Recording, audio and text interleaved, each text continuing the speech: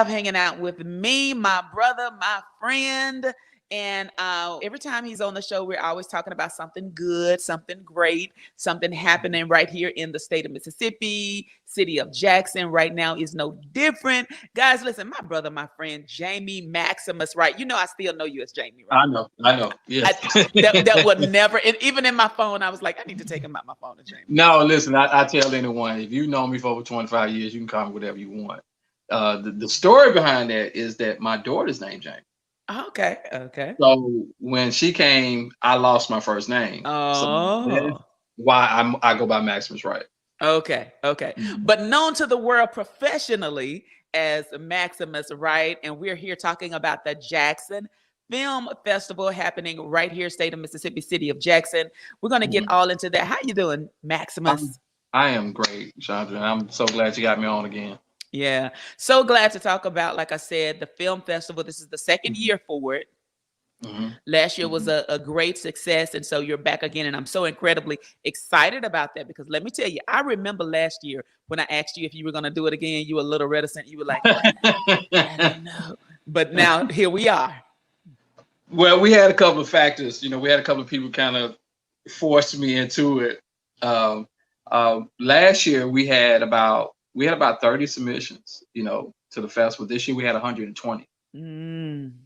And this is also commemorating the 25th anniversary of A Time to Kill. That was the other thing that kind of put pressure on. And I'm like, well, somebody else can do it. But they were like, well, you've done it.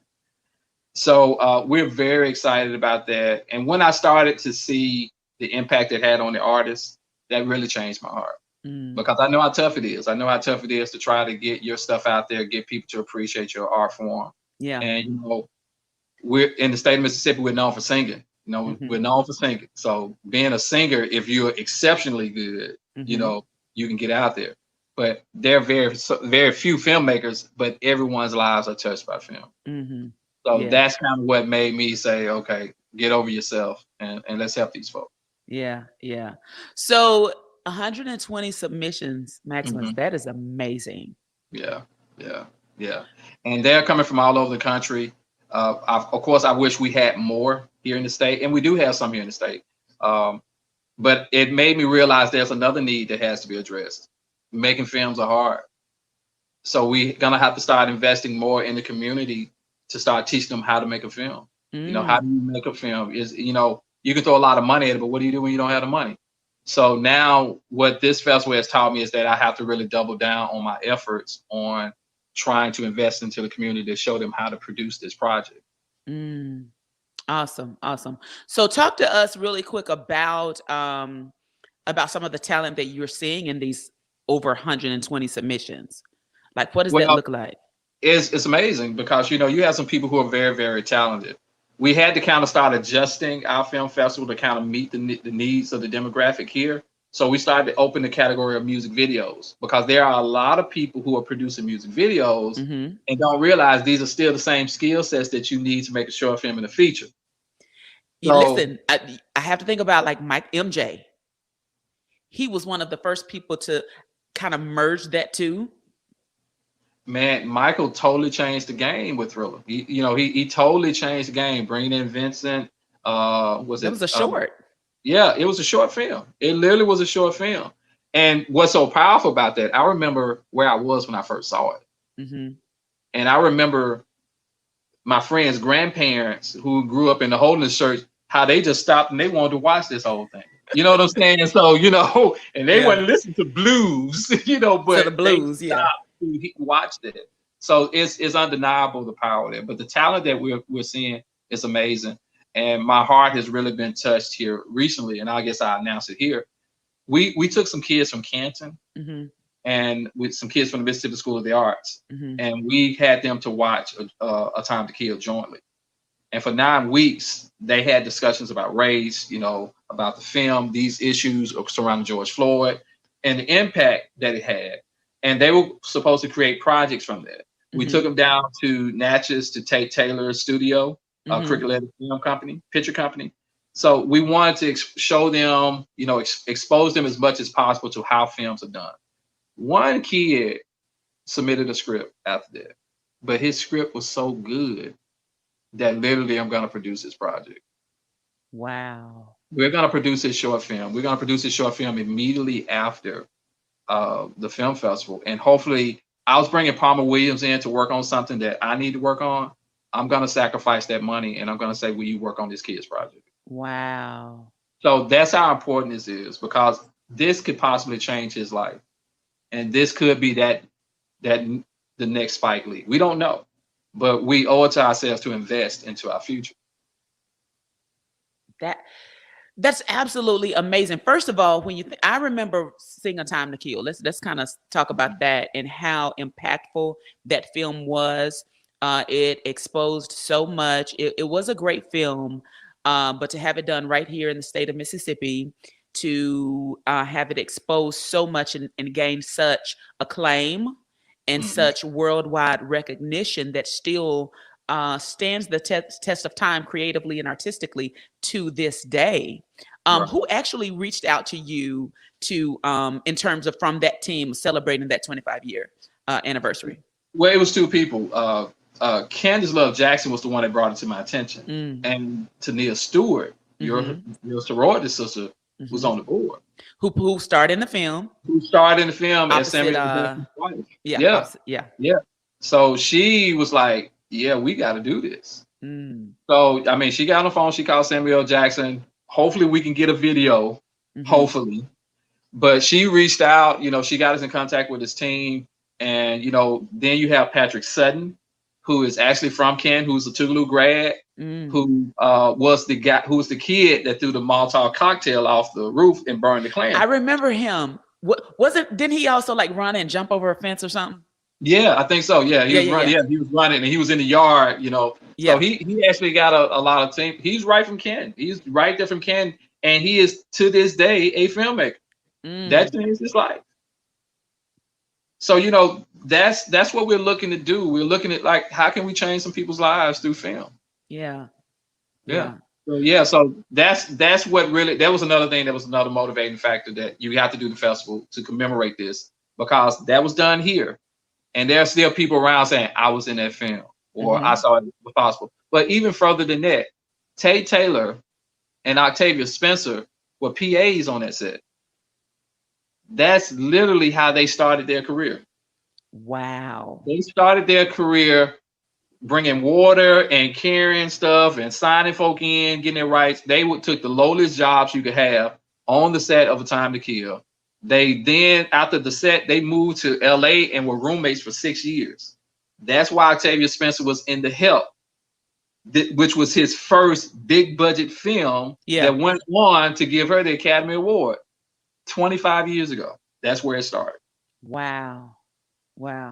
So definitely, there definitely has been some creative films that have been born right here or filmed right here in the state of Mississippi. A Time to Kill. You mentioned The Help. Also, I think I always think about what's that one? Man of Constant Sorrow. I always think about the movie. Oh, Brother, Where Out There. Where Out There. Yep. Johnny Ken and Yazoo City. Love that movie. That movie. Yeah, but it was shot here. But what we're trying to do is, a lot of times we have people who have to come in to tell our stories, and then we have issues like, why did they show that? That's not a true representative of who we are. We're not stuck in the 20th century. Yeah. So and we saw a little of that. I don't know if you saw the issue with the Mississippi State Trooper. There was something. Did you see any of that? What? Oh gosh. So someone was shooting some type of film. I think maybe, let me not misquote, but maybe it was a comedy or parody or something. And they were supposedly showing some Mississippi State troopers. And so I'd have to look it up. But one of the state officials released a letter, which was pretty much a cease and desist, because I think maybe the way they were portraying the state troopers, I think they were using the actual emblem. It was the issue, if I recall from the letter. They were using the official emblem and kind of showing it in a less than, positive spotlight. Right. And so yeah. And that's the problem. We have to start controlling our own narrative, because if we don't start controlling our own narrative, we're going to always be backwoods. We're always going to be uneducated. We're always going to be unkempt, uncultured. And from traveling, when you go places, people ask you, well, do y'all have a bathroom inside? Or do you have running water? Do you have roads? It's some of the most ridiculous questions you will ever ask. And then they ask, well, look, where's your accent is different. Where's it from? Like, no, y'all don't sound like this because I've been listening to P Valley. That's how folks sound. Or I listen to Brother Wild. We don't sound like that. So that's why it's important that we control how we tell our stories and how we present ourselves. Yeah. So yeah, absolutely. It was a letter from the commissioner, just basically in support of the state troopers and the false Hollywood impressions. I'll share that with you. I may even share it on my social media or whatever. But yeah, you're absolutely right. It is up to us to tell, our stories the way we want them told. Let me ask you this. When you think about people, you mentioned people always having to come in to tell our stories. We know that there are places like Atlanta that, that's called like the new Hollywood or even the new Black Hollywood, right? Do you think that Mississippi is positioning itself to be a place where filmmakers can reside, where artists can reside in terms of opportunities, in terms of, just being able to do what they need to do here as opposed to other places? It already is, but we don't take advantage of it. So can you talk more about that? So listen, Cadillac Records, part of Cadillac Records was shot in Mississippi. So the Beyonce and all this stuff, these people are coming in and shooting films all the time. But Mississippi is not getting credit for it. Mississippi is a film-friendly state, which means that it's much cheaper and it's easier to film here than anywhere else. You are 3 hours away from water. You're 3 hours away from Memphis. You're 2 hours and a half hours from New Orleans. It is like the perfect spot. You can shoot time period pieces. You can shoot modern pieces. You can shoot whatever you want right here and not have to travel more than 3 hours to do it. And Hollywood knows that, but they don't give us credit. Sophie's Choice, all of these films, they were shot here. But when they did Get On Up, Tharmar Hall was Paris. Yep. That was his concert in Paris at Tharmar Hall. But what it does, it gives credit for somewhere else. People don't know that this is Mississippi.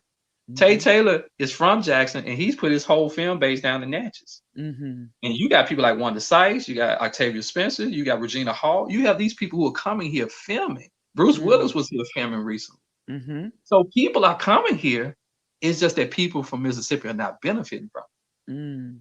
And the reason that they're not benefiting from it is because they don't have a skill set as far as crew.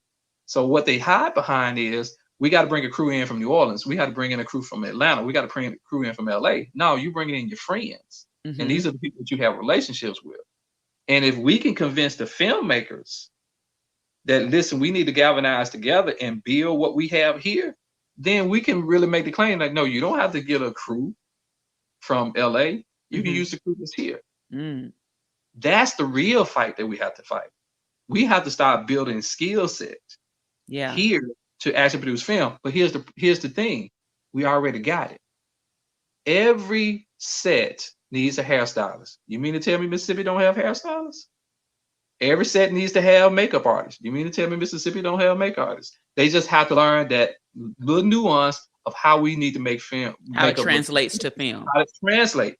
Interior decorators, event planners. These are folk who are set planners. We already have the skill set, but it hadn't clicked in our head that these skills are transferable for film. And you got to have lawyers, you got to have craft services. Somebody got to cook. And if you can start, and everybody wants to be in front of the camera, but if we start teaching some of these kids that you start being behind the camera, you have longevity. I talked to a guy on a set who's a boom operator. You know what a boom operator is? They hold a stick up and put this. This dude has built 3 houses and put all his kids through school just for being a boom operator. It's a lack of education. We don't realize that there is a profession. It's not just the glamour. There's a profession behind actually making the film. Yeah. And if we can get that, if we can start training that, then we can take control of our future. And our kids don't have to leave here with the Disney dreams of that I got to go to Atlanta or I got to go to Hollywood, because what they don't realize, they're backdooring you and they're coming here doing it anyway. So you mentioned collaborating with other filmmakers. You mentioned providing that training. Like, how do we really build that space where people can come in and get this type of training in these other areas that they may not have known, opportunities even exist? Well, that's one of the reasons I'm doing the film festival. I have been blessed and I've been getting opportunities to put my projects out. People are really taking a look at it. But then I started realizing, as I started to engage these Hollywood types anymore, what really got me here were the people. The people got me here. And I'm like, I'm starting to play these games now, and that's not really who I am. And I'm like, well, if the people got me here, why don't I go back to the people? So then I started getting these offers like, well, we'll help you. I said, well, what about everybody else? So then I started thinking, I'm like, well, why don't I just take this back to the people? Because if the people got me here, then hey, we can build a platform with the people, and we don't need a distribution deal anymore. So when I got approached about just showing one of my projects, I said, let's make a film festival. There are other artists out here. So now what I'm doing this year is different. I'm intentionally trying to bring in the talent this way. We're having master classes on directing. Tate Taylor is doing a virtual master class, doing a film festival about directing. Awesome. Palmer Williams is going to be doing an in-person master class for acting. And I'm going to be doing one on screenwriting. And we also have the vice president of the WeTV of development, Angela McLaurin, who's going to be doing a master class on how do you actually get into the business of TV and film. So we're actually offering classes for free during this festival from July 26th through the 30th. And then we're going to top it off with the awards gala. And the awards gala is going to help raise funds so I can actually do this kids project. and the talent is just incredible. It's going to be a black tie gala. It's going to be at the Jxn Convention Center. We're also going to be screening all the projects on the 29th and showing the Time to Kill for free. All day on the 29th in the theater at the convention center. And most people don't know that the Jxn Convention Center has a theater. And it has a nice one. So the gala is going to have Dexter Allen's going to be performing. Your friend, my brother, Keith Byron Craig is going to be coming here performing. Awesome. Kobe Singleton is going to be performing. And we got a female that we're trying to confirm at this point. But it's going to be a plated meal. These kids, these folk are going to get a red carpet treatment. It's going to be a live band, DJ, a plated meal. And it's going to feel just like the Academy Awards. Awesome. So what I'm doing is that if I can attract the talent to me, then we can start building this infrastructure together. Yeah. And then we can start saying, hey, let's stop begging and let's just make this happen. Yeah. Yeah. Well, hats off to you. You, again, like I said, you are always doing some amazing, incredible things. Give everybody all of the info. I know we've talked all about it, but we definitely want people to participate, plug in, all this kind of stuff, come to the gala. We want all of that. So give everybody all of the info. Well, this is the Jxn Film Festival. You can go on Eventbrite. Eventbrite, you can get your tickets for the gala. But the screening on the 29th is absolutely free. It's going to be at the convention center. It'll be all day. We should be posting the schedule of events on our webpage, which is JxnFilmFestival.com. That's JxnFilmFestival.com. We're on all social media, Maximus Wright. So I'm constantly plugging and pushing away. So definitely, if you need more information, you can reach us at 601-691-2012 or email us at JxnFilmFestival@gmail.com. That's JxnFilmFestival@gmail.com. And just FYI, I'm pretty sure the timeline for submissions at this point is closed, right? Yes. So we're in the judging stages now. So the projects are being judged. We should be rolling out probably the first of next week, the nominees. And so then it really gets exciting because we're gonna want to get them in and hopefully they'll win. But we also have a People's Choice Award, which is very, very important because even if you did not get selected as a nominee, you still have an opportunity to get the People's Choice Award. And basically, this is gonna be screening online, so they'll just have a chance to get all their family to go in and vote for them. So they still will have a chance because sometimes the judges get it wrong. And we want to make sure we're going to always be people driven and let them know that the people can decide which one they think is the best film or the best. Yeah. Again, thank you so much, Maximus. I appreciate it. Congratulations and just hats off to you for all that you do to really create opportunity and provide space for people. You're always thinking beyond yourself, and I truly appreciate you for that. Thank you so much for having me. And look, and I hope you can come because Keith might need you as an accompaniment. Listen, I'm gonna put it on my. I really definitely want to come and participate. So I'm excited about it. I absolutely am. Okay, but thank you so much, and I hope you can make it because I've been purposely trying to fill this with people I like. You know, purposely feel it because you know we've just had a hard year and a half here, 2 years. We really need something to feel good about, and that's the main motivation, that we can have something that's safe and something that we can feel good about when it's over. Yeah. So all right, listen, guys, make sure that you're checking out the Jxn Film Festival. Maximus, I appreciate you so much. Listen, really quick, tell everybody how they can follow and keep up with you too. Oh, they can follow me, Maximus Wright, on all social media handles, and Twitter, Instagram, Facebook. I haven't made it to TikTok yet, so. Me either. Not really. You know. All right, guys, check it out. Appreciate you, Maximus. All right, thank you. All right, it's the Inspirational Power Hour.